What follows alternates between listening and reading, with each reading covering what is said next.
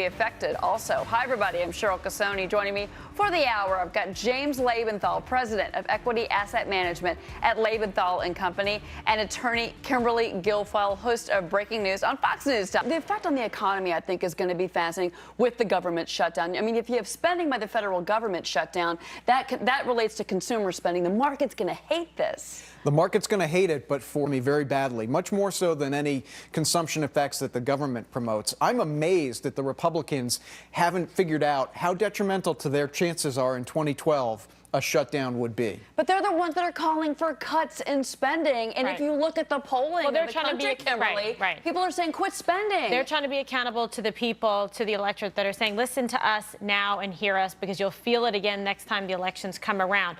Cut the spending, stop the abuse and waste in Washington. But what's really just so reprehensible is the fact that these two sides can't come together to do the right thing. That's their job, is to help the government run efficiently and to spend, if they have to, responsibly.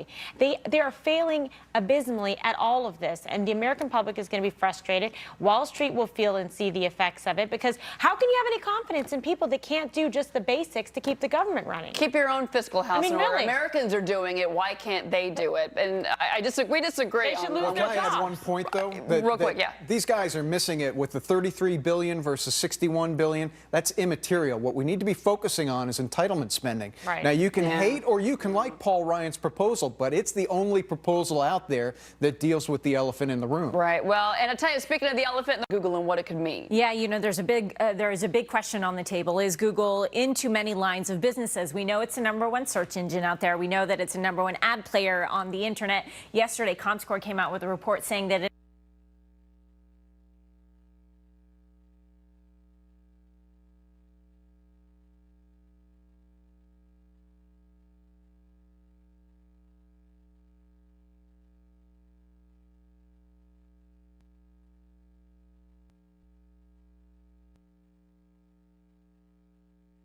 out there is saying that depending upon what happens with this deal, it could signal and could create a search result at the #1 spot versus the #10 spot.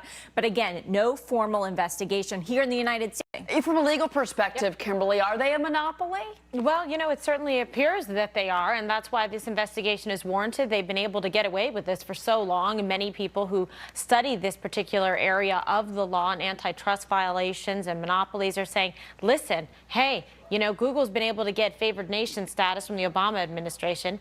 Fact. And maybe now there's about to be a proper investigation by the FTC, and they can use Section 5 to do so, which can be easier than going the other route through the Department of Justice. And they're able to kind of expand their ability to investigate and see whether or not there is, in fact, a monopoly going on. It seems pretty obvious, right, to like the lay person, but they're going to have to go through and see if they can, you know, meet the elements. And as you recall, Google was mouthing off about Microsoft. Oh, woe is me that they're an antitrust. The administration, you're talking about Eric Schmidt's very tight relationship with the president of our like country. This. Yeah. Like okay. this. That's what you're talking about. Yeah. We like pry him off of Google for 5 and seconds. that's one of the reasons people are saying that Eric Schmidt stepped down as a CEO, because he has to tell how that story evolves. But, you know, I think what you're saying is right, is that to the layperson out there, everybody knows that Google's the #1 player, and it's become a verb. It's become the way that we sort of interact with the web.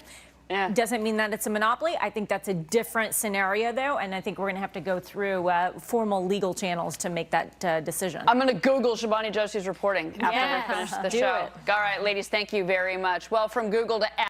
Yeah, exactly. The tickets are very, very cheap. If you would like to go to Radio City. He's having a hard time over there at Radio City. A very hard time. Yeah, James. Might learn a few things. It's going to be you and me and the duck. Yeah, we've got the ducks. All right, so let me get on to this one. So, all right. That's what I was saying. If they can't do their job, they shouldn't get the pay. Seriously, lose your salary, and then they should lose their job. They actually have been cutting congressional office pay by, I think it's by 5%.